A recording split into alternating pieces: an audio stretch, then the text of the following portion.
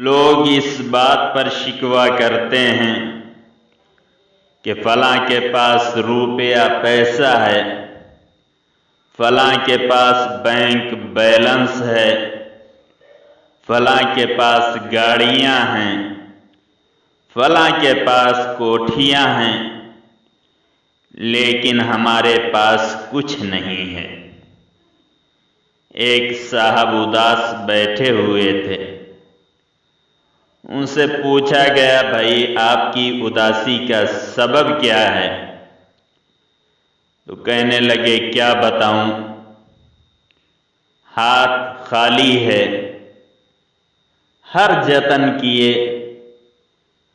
محنت کی، مزدوری کی، وظائف کیے، اللہ اللہ کیا، لیکن اس کے باوجود بھی ہاتھ خالی ہے۔ جبکہ میرے سامنے ایک شخص رہتا ہے، وہ دن رات شراب پیتا ہے، جوا کھیلتا ہے، ہر طرح کے گناہوں میں ملوث رہتا ہے، اللہ و رسول کی نافرمانی کرتا ہے، اس کے باوجود بھی اس کے پاس کئی ایک گاڑیاں ہیں، کوٹھیاں ہیں، روپیہ پیسہ ہے۔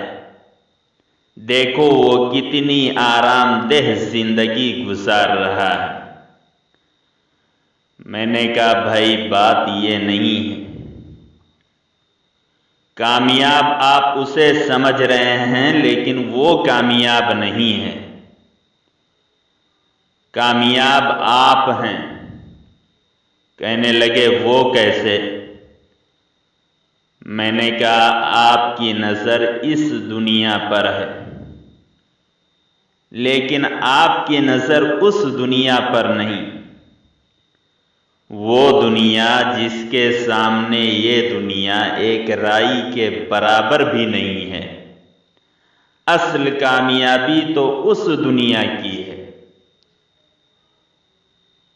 ایک بزرگ فرماتے ہیں، میں نے خواب میں دیکھا کہ قیامت قائم ہو گئی، اور کوئی کہنے والا کہہ رہا ہے، اے مالک بن دینار، اے محمد بن واسع، تم دونوں جنت میں جاؤ۔ بزرگ کہتے ہیں، میں دیکھنے لگا کہ دونوں میں سے پہلے کون جنت میں جاتا ہے؟ کہتے ہیں، میں نے دیکھا حضرت محمد بن واسع جنت میں پہلے داخل ہوئے۔ بزرگ کہتے ہیں، میں نے اس کا سبب دریافت کیا تو بتایا گیا کہ دنیا میں محمد بن واسع کے پاس ایک قمیص تھی، جبکہ مالک بن دینار کے پاس 2 قمیص تھی۔ ایک قمیص تھی ان کے پاس، اس لیے وہ پہلے جنت میں گئے، اور مالک بن دینار کے پاس 2 قمیص تھی، اس لیے وہ ان سے پیچھے رہ گئے۔ اب بتاؤ، جس کے پاس یہاں دنیا میں بینک بیلنس ہے، روپیہ پیسہ ہے، گاڑیاں ہیں، کوٹھیاں ہیں، اسے کل حشر کے میدان میں ان سب کا حساب دینا ہوگا یا نہیں دینا ہوگا؟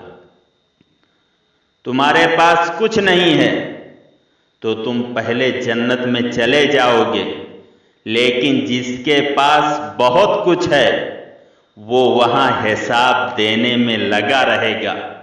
اب بتاؤ، کامیاب کون ہے؟ تم کامیاب ہو یا وہ کامیاب ہے؟